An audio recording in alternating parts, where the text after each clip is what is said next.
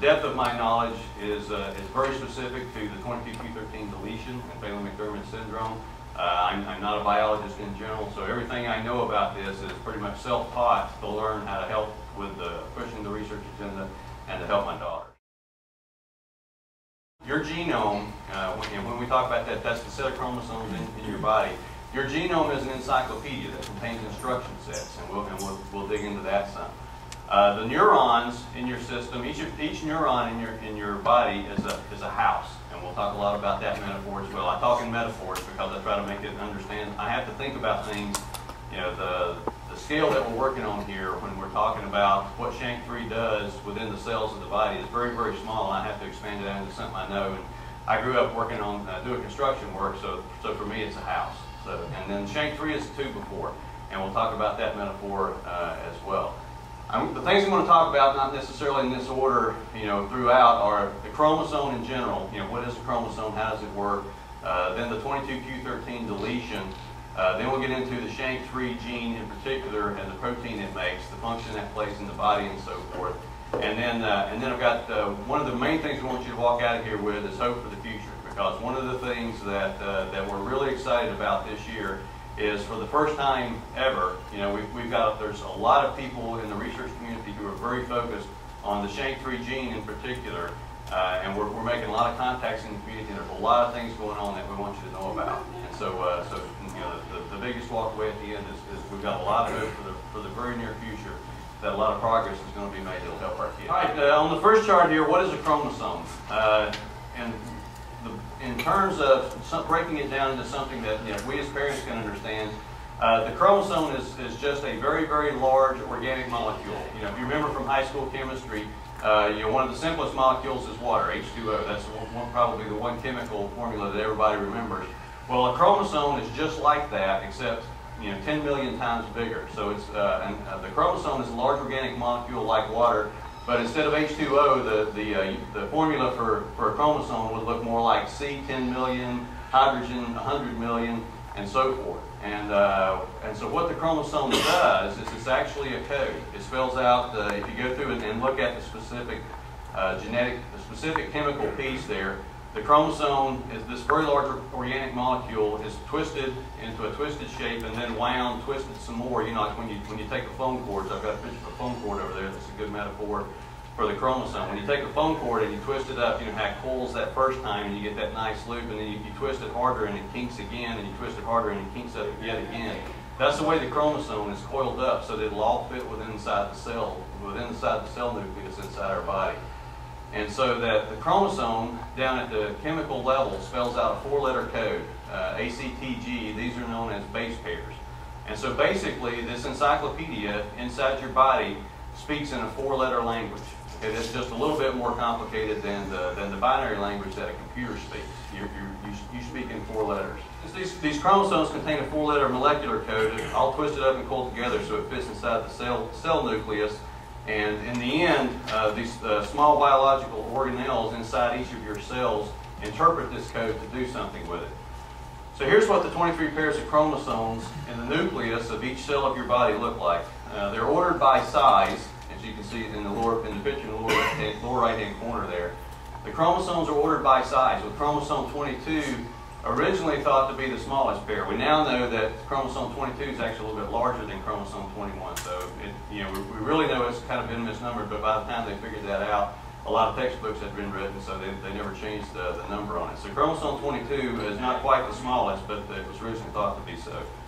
The 23rd pair down there in the bottom right-hand corner is the X and Y sex chromosome. That one doesn't get a number since it's not not a matched pair. Chromosome 22 contains over 51 million letters of this 4-letter code, and it was the very first chromosome that was decoded back in 1999 as part of the Human Genome Project. There are 522 genes, specific genes, of which SHANK3 is only one, contained within that chromosome. And that makes those 522 genes in that one little chromosome make up about 2% of all the genes in your body. Now, to explain what genes do in particular, I want you to think of the 23 chromosomes that you have as, I've got the label there, the encyclopedia of me.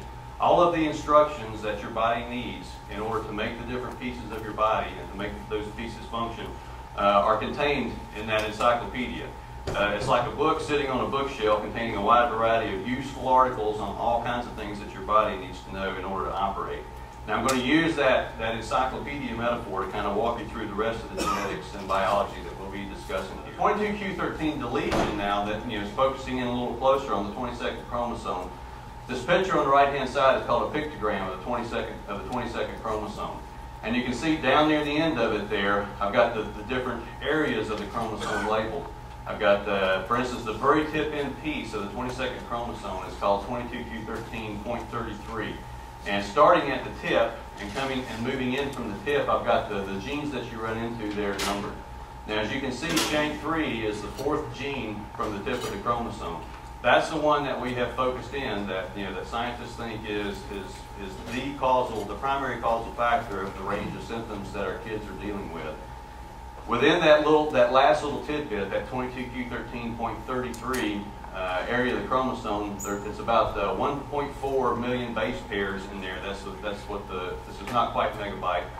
Katie keeps giving me up on that when I call it megabyte. It's megabase pairs. There's 1.4 million of those letters in code just in that little tip of the chromosome down there, which counts for 43 genes, these 43 genes that you see here. So, and then you move up one more section, there's the dark band there is a 1.2 megabase pair piece, but there's only 4 genes in that whole area. It's a very gene poor region. So you can see based on this pictogram and the number of genes in that area, there's a lot of genes crammed into that very small tip of the 22nd chromosome there. It's a very gene-rich area, they call it. So you've got the 43 genes, which is about 10% of all the genes on, almost 10% of all the genes on the 22nd chromosome crammed into that about 3% piece down at the very tip end. So it's a very gene-rich region. So our kids, even though they're just missing, kind of the very tip of the chromosome, they're missing several genes because it's a very gene-rich area. The little red bar that you can see on the bottom of the pictogram there is about where my daughter's chromosome deletion is. She's missing about 4 to 4.5 megabase pairs, sorry, Katie, of information at the tip end of the chromosome there, which accounts for, on the order of about 80 genes that my daughter's missing, and she's pretty much right in the middle of it. This is a chart that was published in a study in 2003 that was the first attempt to go in and look at the symptoms that our kids have and the deletion sizes that they have to try to correlate whether, intuitively it makes sense that if you're missing more genetic material, you would have more problems. And so this was the first study to try to correlate that. So this is a plot of all of that time, the 56 kids who participated in this particular study, to characterize how big their deletions were and the set of symptoms that they displayed to try to correlate whether that was true, that was in fact true, that intuitive result. It's a pretty uniform distribution, which is kind of interesting of itself if you're a numbers geek like me. The fact that it's a pretty even spread. There's no huge lumps or gaps, in this plot here. And so one of the things that tells you is that, it appears that the deletion can kind of happen randomly anywhere along that area of the chromosome because we have a pretty even distribution there. One of the interesting things that you'll hear more about in the medical Q&A session when Sarah Yusuf discusses the current results is that pretty much they've seen this same sort of characteristic even now that there's a larger study going on. And but even though there's a uniform distribution there, none of the distributions go over about 9 megabase pairs. And so we have a large population. And it's uniformly distributed in deletion sizes. There's about as many 1 megabase pair deletions as there are 8 megabase pair deletions.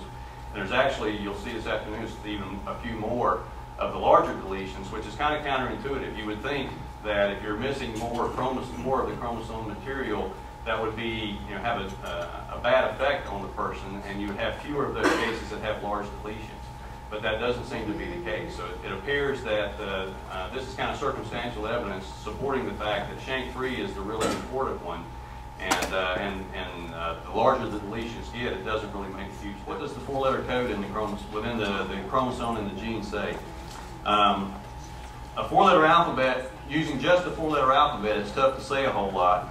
So the mechanism that our body has evolved is to speak in 3-letter syllables. So so if you look at this graph, I've got all the different three-letter combinations using those 4 letters are in the lower right-hand corner there. And you can actually make up to 64 4-letter combinations using 3 letters at a time. But some of those are used for punctuation, like telling the chromosome, you know, where the gene starts, where the gene stops, some things in the middle, and so forth. And so the final answer is that there are exactly 22 of these words, genetic words, that are used within our body to determine what the article in the encyclopedia is saying. So these 22 words are called amino acids. Okay, and amino acids are the very smallest subunit of what we'll eventually talk about as a protein. This is the list of 22 words that our body uses to translate genetic code into the substances our body needs to function.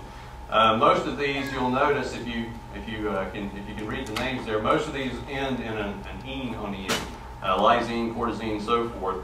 The names are a little bit boring because these were all named by Northern and European researchers, and one of the things I thought about in Curtis's talk was, you know, if the amino acids had been discovered by a Southern researcher like Curtis's lab, they'd have named them like Lurline and Darlene, maybe even Geraldine.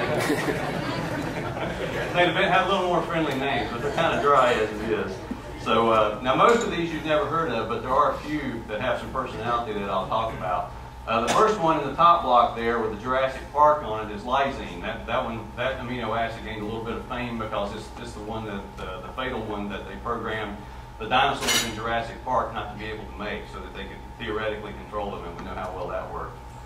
The next one down in the middle block, the middle purplish block there with the junior asparagus on it, it's an amino acid called asparagine, and it was actually the first amino acid that was isolated.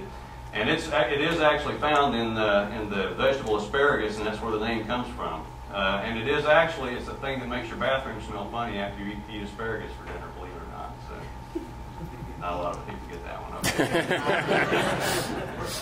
The third one in the yellow block here is one called glycine, and that amino acid was actually found in the Stardust probe back in the comet Wild 2 in 2004. So it's the first amino acid that was actually found out in space. And then perhaps the one that most people are familiar with down in the bottom block there with the turkey on it is the amino acid tryptophan, and that's the one that allegedly makes you sleepy after you eat your Thanksgiving dinner. So even though the amino acids are kind of a foreign concept, you've actually heard of some of these before in pop culture. Talk about the feature article. I said before that our chromosomes are a set of encyclopedias, so let's talk now about the actual articles in those encyclopedias. Each article in your encyclopedia set equates to what we call a gene. These articles each tell somebody how to make something inside your cell. So now let's turn through that encyclopedia to one such feature article in the encyclopedia set, and we'll go to the one that's the most interest of us, which is SHANK3. If you look up the article SHANK3 in your genetic encyclopedia, what do you see in there? It's actually an article that's about 5 paragraphs long, and it tells someone inside your gene how to make a tubophore that's used to build a specific part of your body. So this is what the article actually looks like. This is the amino acid sequence inside the SHANK3 gene. It's 1,741 amino acids long, and so that's what the actual article says. Now, you and I can't read that and actually understand anything out of it, right? So we have to go then further into how the body works and talk about how that genetic code, how that long genetic code is read to actually create something in your body. One paragraph in that, as I said, one paragraph in the article is the SHANK3 gene, and one article is the SHANK3 article, and one of the paragraphs within that SHANK3 article explains how to make something called a SAM domain. And the SAM is one of those paragraphs that SAM stands for sterile alpha motif. It's 64 words long, so that's the chunk out of that SHANK3 article that tells you what a SAM is. And so we'll talk a little bit about the function of that SAM piece of that SHANK3 gene. And I don't know how many of you know Sam, Sam Lomas, and so I use him as the representation for the SAM on the gene through the rest of this, because I like that SAM. He's much